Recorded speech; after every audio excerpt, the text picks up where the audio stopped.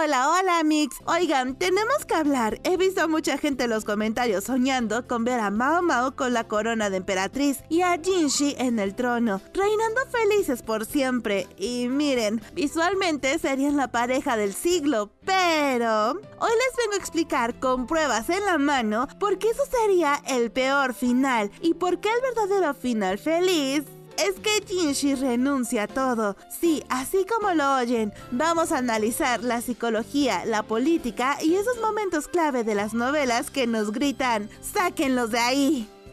Para entender el drama hay que recordar el plot twist, madre de toda la historia. Si solo ves el anime, tápate los oídos, Amix, porque esto tiene muchos spoilers. Oficialmente, Jinxi es el hermano menor del emperador, pero la realidad, y esto es chisme de alcoba nivel dios, es que Jinxi es el hijo biológico del emperador y Aduo. Hubo un intercambio de bebés súper trágico al nacer para salvarle la vida. ¿Qué significa esto? Que Jinxi no es el repuesto, por decirlo de alguna manera, sino que es el heredero legítimo número 1, o sea que tiene más derecho al trono que el hijo de Gyokujou. Y aquí está el problema, la corte es súper xenofóbica y odian que el actual príncipe heredero sea hijo de una extranjera. Si se sabe la verdad, los nobles conservadores van a querer sentar a Jinxi en el trono a la fuerza, y eso, Amix, es una bomba de tiempo. Hablemos de nuestro príncipe de la luna. Jinxi es hermoso, sí, una belleza divina, pero el análisis psicológico nos dice algo triste. Él odia eso. Para él, su cara es una maldición que atrae a acosadores y a gente que no lo valora por su cerebro. Además, seamos realistas, Jinxi es demasiado sensible para ser emperador. El emperador actual sobrevive porque le importa todo un pepino, pero Jinxi se obsesiona con cada detalle, y tal como dijo Aduo en la novela 15, Jinxi no pasaría a ser reconocido como el gobernante más sabio, pero sí reinaría bien, pero por muy poco tiempo, porque si le das el poder absoluto, por su forma perfeccionista de ser, y tal vez sea incluso un adicto al trabajo, le va a dar un karoshi, o sea, se va a ir a jugar Go con Diosito por exceso de trabajo, posiblemente en menos de 2 semanas. Y lo más importante, Jinxi quiere ser monógamo, o sea, en su corazón, él ya es solo de Mao Mao y para Mao Mao, pero el sistema imperial lo obligaría a tener un harem. ¿Se imaginan? Jinxi teniendo que estar con otras mujeres por puro deber, se nos muere de depresión, y peor aún, si siguiera el consejo que su padre, hermano, le dio en el libro 15, de tener concubinas, pero solo hacerle caso a Mao Mao, eso sería lo más tóxico, porque Jinxi sabe que esas mujeres del emperador pueden ser hermosas por fuera, pero en el fondo son crueles y desalmadas, capaces de desaparecer a cualquiera que se les ponga enfrente. Esto ya pasó antes. Aduo sufrió las consecuencias del amor de su majestad. Las demás concubinas estaban furiosas porque el emperador solo la visitaba a ella durante años, como si fuera la única que quería para esposa. Y claro, cuando el emperador no miraba, Aduo era acosada, humillada, y hasta intentaron asesinarla 3 veces. Una vez quisieron quemarla viva. Y justo eso es lo que Jinxi no quiere para Mao Mao. Él prefiere protegerla antes que exponerla a ese infierno. Ahora, hablemos de nuestra reina, Mao Mao. Piénselo bien. Mao Mao, siendo feliz organizando fiestas de té, gestionando concubinas, y sin poder tocar un cadáver o buscar hierbas en el lodo, convertir a Mao Mao en emperatriz valida el sistema que la novela critica, un sistema que mercantiliza a las mujeres, sofoca el talento individual bajo el ritual y perpetúa el sufrimiento generacional, como el de Fengshan y Aduo. Sería un final donde la estructura derrota al individuo. Y ojo con el tema del trauma generacional. Toda la novela nos grita que el palacio destruye vidas. Miren como ejemplo a Fengshan o a Aduo, pero lo de Lowland y Shenmei es simplemente el ejemplo más tóxico de cómo el rencor de una madre puede aniquilar a una hija, y todo por poder. Si Mao Mao se convierte en emperatriz, ella solo se convertiría en parte del engranaje que permite que tragedias como la de Lowland sigan ocurriendo. Pero eso no puede ocurrir, porque Mao Mao está para romper el sistema, no para dirigirlo. Mao Mao no quiere poder, ni siquiera quiere ser de la nobleza. Su felicidad depende de su libertad para experimentar y meterse en líos. Convertirla en emperatriz es meterla en una jaula de oro. Sería matar a la boticaria. Ella valora su libertad más que nada y, aunque ella está decidida a quedarse en el palacio interno, siempre y cuando le den un invernadero, con el paso del tiempo, tal como dijo Jinshi, podría empezar a odiar el encierro, y eso la llevaría a crear nuevas formas de pasar el tiempo, como creando venenos ilegales, aunque esté prohibido, para defenderse de otras concubinas que quieran eliminarla por monopolizar el amor del emperador, o sea, de Jinshi, lo cual podría llevarla al repudio y ser expulsada de la familia imperial. En casos extremos, podría ser eliminada junto a todos los miembros del clan La. Y ojo al dato político, si Jinshi reclama el trono, tendría que desplazar al hijo de Gyokujou. Eso convertiría a la emperatriz Gyokujou en una enemiga mortal, algo que Mao Mao quiere evitar, porque crear conflictos políticos con el norte, el lugar natal de Gyokujou, desestabilizaría la economía del país, pues el clan Yu tiene un gran poder comercial en Li. Pero no nos vayamos tan lejos en un futuro, ya que hay problemas reales en el presente. ¿Por qué están los problemas que dejó el clan Shi al ser eliminado tras su rebelión fallida? El clan poseía sangre de la madre fundadora, evidenciada por su daltonismo. Su intento de golpe no fue solo por poder, sino impulsado por un sentido retorcido de legitimidad y venganza de Shen Mei contra la familia imperial. Mao Mao y Jinshi desmantelaron esta amenaza, pero el vacío de poder dejado requiere una gestión cuidadosa. Si Jinshi tomara el trono, tendría que llenar ese vacío con nuevas alianzas, lo que inevitablemente lo arrastraría de nuevo a la política de facciones que odia. Al abdicar y potencialmente administrar esas tierras, Jinshi podría reformar la región con políticas pragmáticas, influenciadas por Mao Mao en lugar de imperiales. El papel de Lacan, por otro lado, es el comodín. Él desprecia la política de la corte, pero ama a su hija. Si Jinshi se convierte en emperador y Mao Mao en emperatriz, Lacan podrá volverse un tirano insoportable en la sombra para proteger a Mao Mao, desestabilizando el gobierno. En cambio, si Jinshi se vuelve plebeyo y deja de ser noble, Lacan puede apoyar esa transición para asegurar que su hija está lejos del peligro del palacio interior. Lacan ya ha demostrado que puede movilizar o detener guerras basándose únicamente en la seguridad de Mao Mao, como se vio en el arco del clan Shi. Ahora, hablemos de la familia de Jinshi. ¿Aceptarían ellos a Mao Mao como miembro de la familia real? Políticamente es la candidata perfecta, hija del gran comandante Lacan, o sea que tiene el ejército en el bolsillo, y es una genia. Hasta el emperador le dio el visto bueno implícito en el volumen 3 y adaptado en el anime durante el ritual en el santuario de la elección. El emperador permite que Mao Mao acompañe a Jinshi. Dado que solo las consortes pueden acompañar a los miembros de la realeza en este rito, el emperador efectivamente la reconoció como la consorte de Jinshi ante los ojos del cielo y la corte. O sea, casi ya los casó. E incluso la emperatriz Gyokujou es la mayor fan del Jin Mao y le ha salvado el matrimonio en 2 ocasiones al evitar que Jinshi se casara con su prima, haciéndola su dama de compañía y avisándole a Jinshi del asunto. Y no solo ella, sino que dentro de la familia imperial, Mao Mao se ha ganado el cariño de varios integrantes, desde la emperatriz viuda Anshi hasta las consortes de alto rango de su majestad,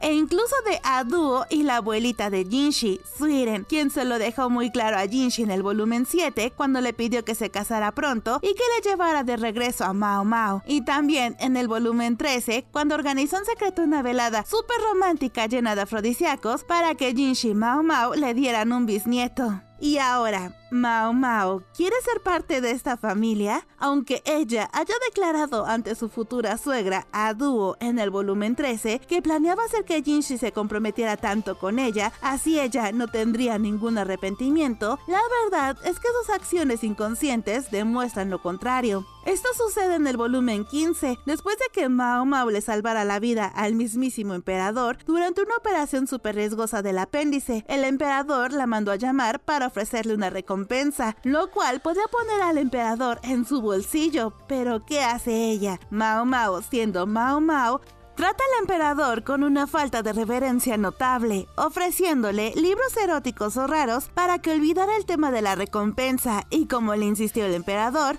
entonces ella solo pidió un castigo para su colega Tianyu, que de cierta forma puso en riesgo la vida del emperador, en lugar de aprovechar y de pedirle a cambio favores políticos. Esto subraya su negativa fundamental a integrarse en la jerarquía imperial como una subordinada tradicional o una nuera respetuosa. También he leído por ahí una teoría súper interesante que compara a Mao Mao con la legendaria emperatriz Wu Zetian. La idea es que nuestra chica use su poder supremo de emperatriz para reformar la medicina, construir hospitales y apoyar a las mujeres médicas. Suena increíble, ¿verdad? Pero aterricemos un segundo. Esa fantasía tiene un precio altísimo. Para lograr eso, Mao Mao tendría que vivir peleando contra los viejos conservadores de la corte. Y seamos honestas, Mao Mao no es una activista social ni una política.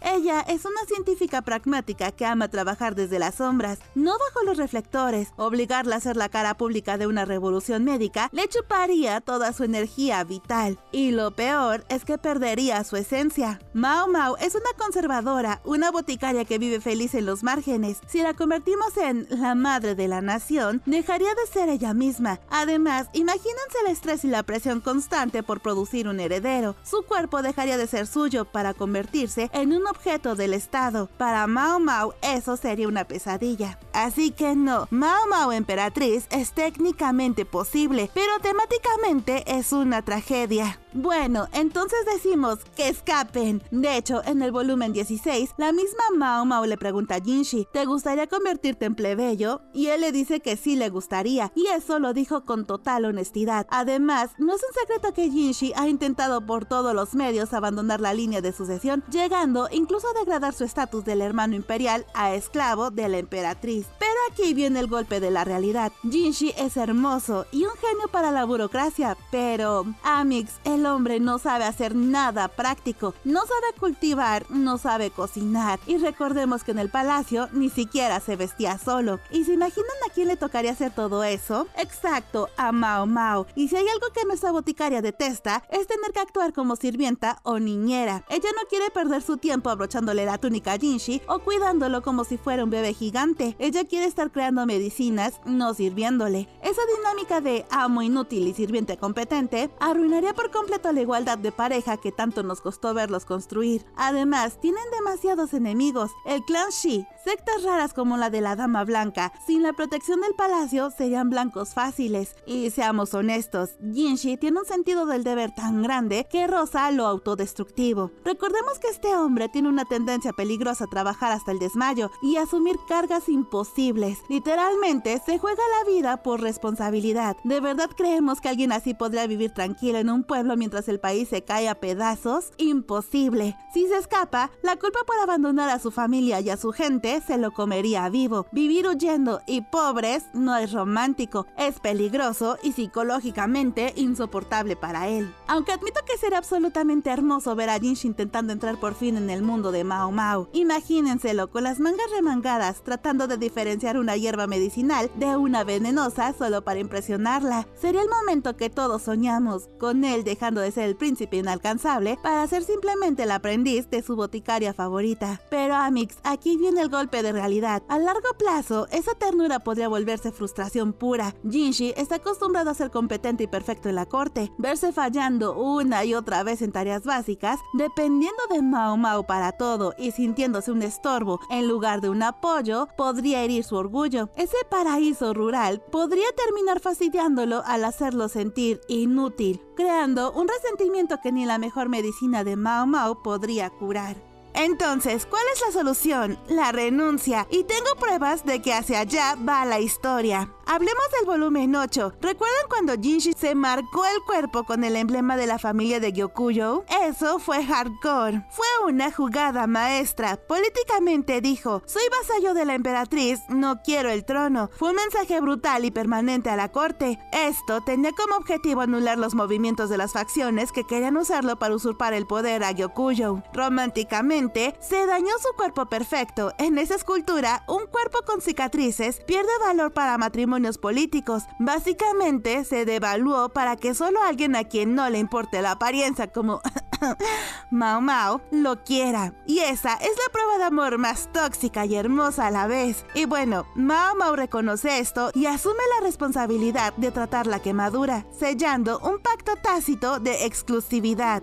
Y el clavo final en el ataúd de la teoría de Jinshi plebeyo está en el volumen 16 en el epílogo. Mao Mao no está sugiriendo que vivan en la pobreza debajo de un puente, sino que abandonen los roles imperiales. Ella está dispuesta a estar con él, pero su condición implícita para una felicidad verdadera es la renuncia al trono. Dado que el hijo de Gyokujou es aún un niño, la transición inmediata a plebeyo es difícil si el emperador muriera repentinamente. La teoría más sólida y respaldada por la comunidad y por cómo va la novela es la ruta de la regencia. Esto quiere decir que Jinshi asume el rol de regente o de primer ministro o de consejero con poderes extraordinarios y así pudiera gobernar en nombre de su sobrino, el hijo de Gyokujou, hasta su mayoría de edad. Eso satisface un sentido del deber porque no abandona el país al caos, pero establece una fecha de caducidad, por así decirlo, para su servicio imperial. Mao Mao opera como su esposa y jefa médica, protegida por su estatus de esposa del regente, pero sin las restricciones rituales de una emperatriz. Y finalmente, se retiran a administrar un territorio, posiblemente las tierras del antiguo clan Shi o el norte, como nobles de alto rango, pero fuera de la familia imperial directa. Así, Jinshi trabaja un rato, protege a su sobrino y luego se retiran a una villa a hacer medicinas y, bueno, también a tener bebés, lejos de la corte. Solo fuera de la línea de sucesión directa pueden Jinshi y Mao Mao tener una relación monógama, basada en el respeto mutuo y la colaboración profesional, o sea, con Mao Mao investigación médica y con Jinshi ayudando a la gestión de crisis, en lugar de una relación definida por la producción de herederos y la gestión de concubinas. La novela construye meticulosamente un camino hacia la abdicación, Jinshi marcándose a sí mismo, Mao Mao rechazando la vida de la corte y la revelación de Aduo apunta a un desenlace donde Jinshi sacrifica su divinidad para ganar su humanidad junto a Mao Mao. Cualquier otro final sería una traición a la promesa central de la historia, que incluso en un jardín de flores venenosas se puede encontrar un antídoto para vivir libremente. En conclusión, Amix, Mao Mao y Jinshi no nacieron para cambiar el sistema desde adentro, nacieron para sobrevivir a él y escapar juntos. Incluso los papás de Jinshi, Aduo y el emperador, en el fondo quieren que su hijo sea libre y no una figura divina solitaria. El final perfecto es Jinshi dejando de ser el príncipe de la luna para ser simplemente un hombre que pueda amar a su boticaria loca sin que nadie lo moleste ni se lo impida. Pero, ¿ustedes qué opinan? ¿Son Team Emperatriz o Team Vida Tranquila? Déjenmelo en los comentarios porque necesito saber esto. No olviden darle like si también quieren que Jinshi y Mao Mao sean felices. Cada like es una oportunidad de que esto suceda. Es broma. Como siempre, les mando un mega saludo, beso y abrazo a nuestros mejores Amix por apoyar el canal con su suscripción de pago. Y a ti, Amix, que has llegado hasta el final, te mando un abrazo enorme. Y si puedes, por favor, regálame un like. Los amo a todos y espero verlos en el próximo Spoiler Imperial. Me pierdo que sea contigo para siempre sin vuelta atrás. Un beso más, dos besos más.